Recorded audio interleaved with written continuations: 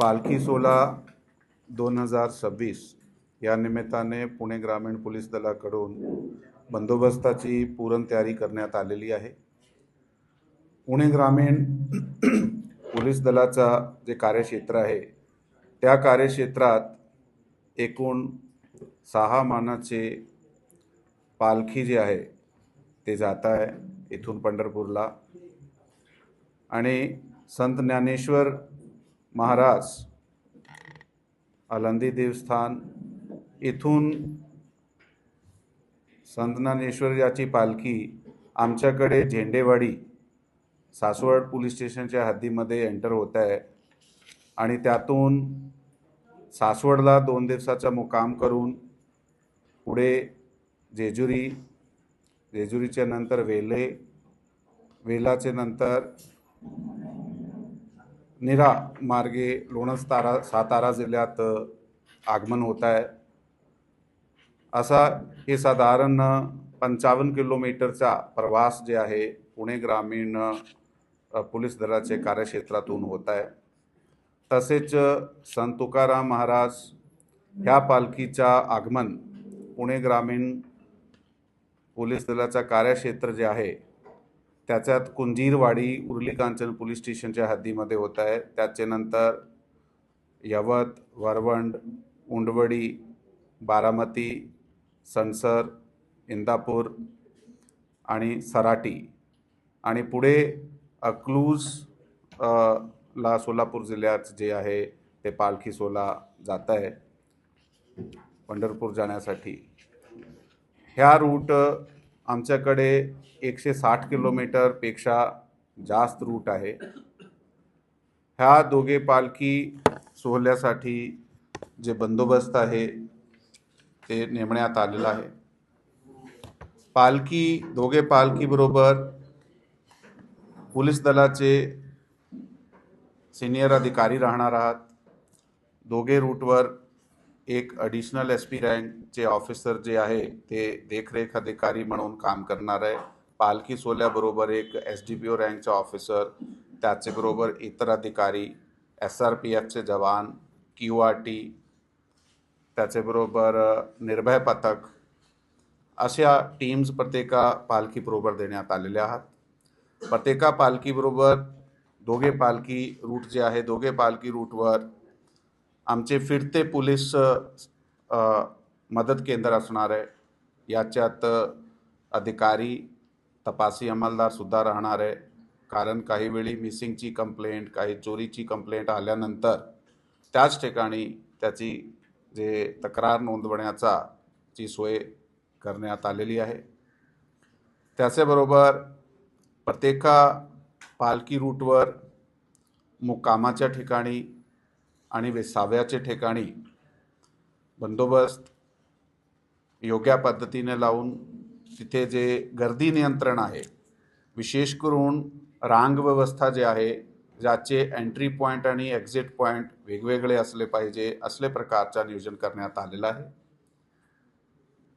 या रूटवर कुठेही रोड इंजिनिअरिंगचे जे काही प्रॉब्लेम्स होते, जेव्हा इतर काही समस्या होत्या, फॉर एक्झाम्पल वन विभागाशी रिलेटेड आहे, MSCBशी रिलेटेड आहे, BSNLशी रिलेटेड आहे, तर असे प्रत्येका विभागाबरोबर जे आहे ते पत्रव्यवहार करण्यात आलेला आहे आणि ते जी समस्या त्या ठिकाणची आहे त्याचं निराकरण करण्यासाठी समाधानक पद्धतीने कार्य करण्यात आलेले आहेत।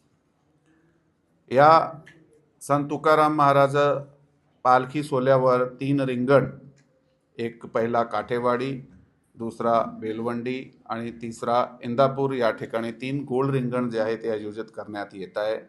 त्यासाठी योग्य बंदोबस्त पुरवण्यात आलेला आहे। प्रत्येका ठिकाणी ॲम्ब्युलन्स, पॉवर बॅकअप, योग्य पुरेशी लाईटची व्यवस्था असा नियोजन करण्यात आलेला आहे। कुठल्याही प्रकारचे गुन्हे घडते कामा नये किंवा कुठल्याही प्रकाराची इव्हटीजिंग वगैरेचे गुन्हे घडता कामा नये।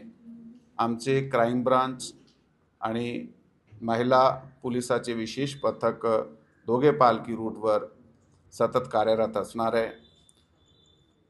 त्या रूटवर सुद्धा CCTV चलंत असणार आहे। आणि चेन स्नॅचिंग, पिक पॉकेटिंग किंवा इतर काही गुन्हे घडू नये त्यासाठी योग्यात दखल देण्यात आलेली आहे. काही लोक बिनापरवाना त्या रूटवर ड्रोन उडवण्याचा प्रयत्न करत आहे, त्यासाठी सुद्धा योग्य प्रतिबंधक कारवाई करण्यात आलेली आहे. ह्याशिवाय ह्या पालखी सोहळ्याचा बंदोबस्त करत असताना सर्वात मोठा जे एक बंदोबस्त लावला जाते ते ट्रॅफिक डायव्हर्शनचे आहे. कारण त्या रूटला येणारे आणि जाणारे सर्व रस्त्यावर कुठेही प्रकारचा काही गाडी बंद पडणे किंवा त्या ट्रॅफिक वळवणे काही एखाद्या कारणाने, त्यासाठी कंटिंजन्सी रूट प्लॅन करण्यात आलेले आहे. कंटिंजन्सी रूटवर सुद्धा गुन्हे नियंत्रण दृष्टीने पोलीस दलातर्फे जे पेट्रोलिंग आहे, पोलीस पेट्रोलिंग ठेवण्यात आलेली आहे. भाविकाला कुठल्याही प्रकारची गैरसोय होणार नाही यासाठी प्रत्येका प्रकारची काळजी जी आहे ती घेण्यात आलेली आहे.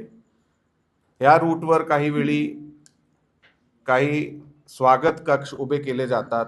त्या स्वागत कक्षावर काही प्रकार खाऊचे जे पदार्थ ते आहे ते वारकऱ्याला दिले जातात.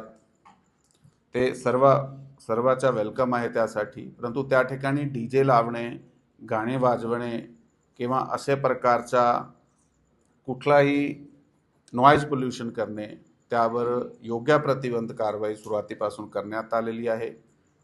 DJ फ्री आणि लाऊडस्पीकर फ्री हे वारी जे असणार आहे.